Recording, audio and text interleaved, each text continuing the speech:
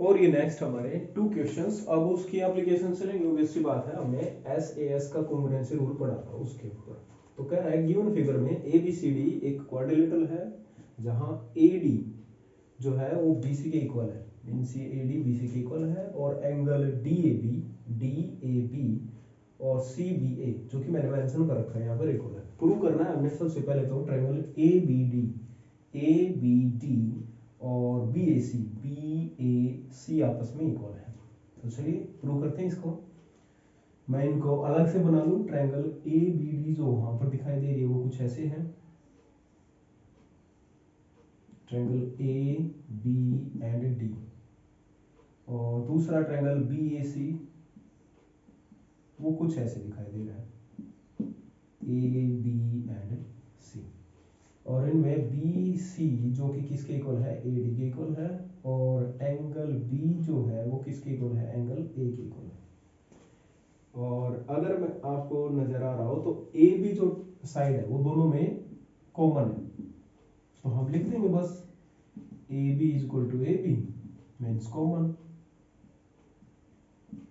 दूसरा हमारे पास हो गया angle B A C is equal to angle A B C, that is given, and A D is equal to B C means given.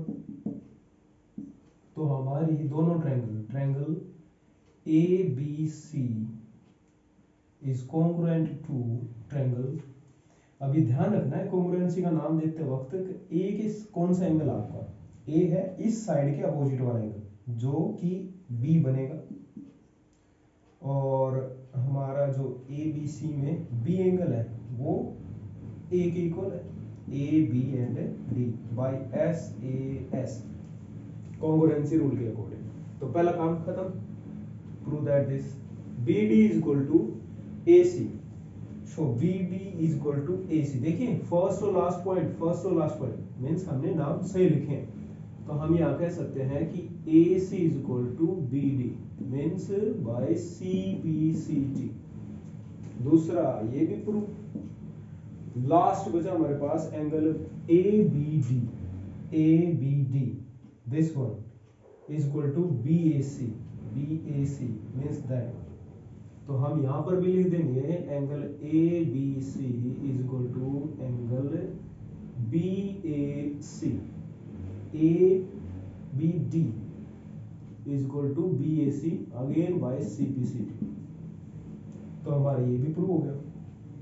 अब चलते हैं सेकंड क्वेश्चन पे, जो कि गिवन फिगर में कह रहा है कि ए डी ए सी ए ई के इक्वल है, ए डी जो है वो ए ई के इक्वल है, और बी डी जो है वो हमारा ई सी के इक्वल है। तो हमने प्रूव करना है ए बी ए सी के इक्वल है। तो इसके लिए बाकी कुछ नहीं हमारे पास, तो क्या करें, हमने ये पढ़ रखा है अगर ए डी और ए ई इक्वल है तो ये दोनों एंगल आपस में इक्वल हो गया। मैं लिखूंगा नहीं, इसमें सिर्फ प्रूव करके दिखाएंगे, ये दोनों आपस में एंगल इक्वल है। और अगर इस ट्रायंगल के दोनों एंगल आपस में इक्वल हैं, जो कि दिख भी रहे हैं, हमने ए बी तक पहुंचना है यहां तक। तो मान लीजिए ये एंगल x है, हमारा ये एंगल भी x है, तो ये वाला एंगल कितना बचेगा 180 माइनस एक्स, और ये वाला एंगल भी कितना बचेगा 180 माइनस एक्स। ये दोनों एंगल इक्वल दिख रहे हैं, 180 माइनस एक्स 180 माइनस एक्स, क्यों नहीं लिखा, एक सिंपल नाम दे दें हम, let's say that is y, और ये भी हमारे पास सिंपल बच गया दैट इज y। तो अब ट्रायंगल ए डी बी और ट्रायंगल ए ई सी को ध्यान से देखिए, उनमें हम कह सकते हैं कि ए डी इक्वल है ए के, that is given, B D equal है ई सी के, दैट इज ऑल्सो गिवन, और एंगल ए डी बी और angle A E C proved. तो यानी दोनों ट्रायंगल आपस में कॉन्ग्रुएंट हैं बाई एस ए एस से, और जो ट्रायंगल्स आपस में कॉन्ग्रुएंट होते हैं उनके कोरस्पॉन्डिंग हमें पता है इक्वल होते हैं by C B C T.